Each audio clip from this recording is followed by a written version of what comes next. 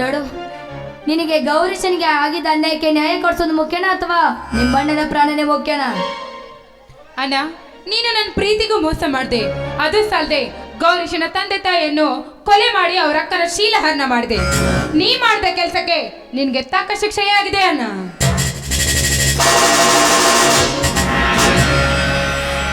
ಸರಿ,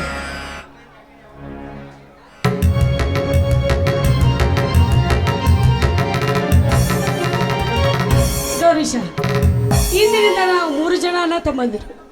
ನಮ್ಮೆಲ್ಲರನ್ನು ಒಂದುಗೂಡಿಸಿದ ಶ್ರೀಗುರು ಪುಟ್ಟರಾಜನ ಸ್ಮರಿಸಿ